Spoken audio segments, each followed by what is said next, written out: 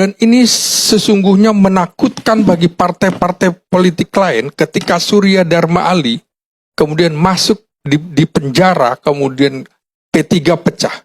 Jadi saya melihat polanya pertama adalah dipecah dari dalam, yang kedua melalui tangan luar. Tangan luar itu dilakukan oleh kepada partai berkaryanya Tommy Soeharto. Karena tidak mendukung Jokowi waktu itu dipecah. Kemudian sama, P3 Surya Dharma Ali waktu itu juga tidak mendukung Jokowi.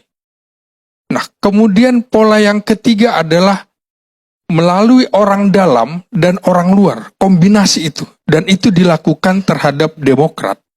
Nah, apa yang kemudian dilakukan oleh Golkar, kita bisa lihat siapa tidak tahu tentang Menteri Luhut Binsar Panjaitan, Menteri Bahlil, itu adalah operator politik Jokowi ketika isu 3 periode, isu perpanjangan masa jabatan, isu kemudian pemilu ditunda, dan isu hanya di all president men, 2 pasang calon. 2 tokoh ini selalu ada di depan. Sehingga pernyataan Bahlil, pernyataan LBP yang kali ini terjadi, itu adalah dalam teori dramaturgi, itu sesungguhnya panggung depan. Panggung belakangnya tidak mungkin istana tidak tahu. Sama dengan kasus yang dilakukan oleh Jenderal Muldoko sebagai Kepala Staf Presiden. Tidak mungkin Presiden Jokowi tidak tahu apa yang dilakukan. Setiap menteri pasti harus melaporkan apa yang dilakukannya. Jadi sama, apa yang dilakukan Menteri Bahlil, apa yang dilakukan Menteri LBP ini, dalam panggung belakang patut diduga ada yang bermain, ada istana. Memang Bahlil mengatakan tidak pernah bicara itu. Nah, kita tahu bahwa kemudian kekuasaan ini merasa terganggu dan itu dilakukan terus-menerus sampai kemarin misalnya upaya Demokrat dipecah, upaya kemudian Nasdem dipengaruhi. Ini menurut pengakuan Bang Surya Paloh sebagai ketua umum, dia tetap akan melawan.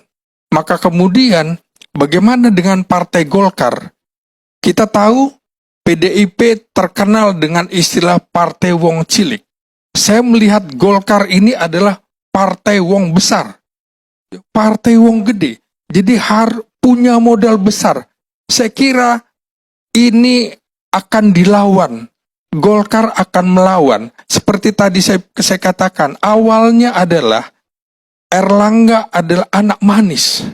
Tapi belakangan Bang Karni, ketika terbentuk KIB, Koalisi Indonesia Bersatu itu, kelihatan sekali Erlangga tidak mau menyerahkan posisi capres itu buat Ganjar Pranowo.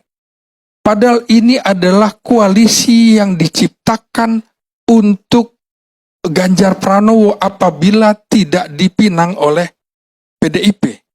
Dan ternyata kemudian keras betul pernyataan-pernyataan Erlangga, tidak bisa. Ini untuk Golkar, ini untuk PAN, ini untuk P3. Karena kami partai dengan suara terbesar, maka kami layak menjadi calon presiden dari KIB. Ini artinya sudah mulai melawan Erlangga. Nah, perlawanan Erlangga ini tentu dibaca bahwa akan ada perlawanan lain. Maka ketika Bang Karni tanya bagaimana dengan kasus di Kejaksaan Agung, patut diduga juga ini adalah permainan politik. Permainan politik kenapa?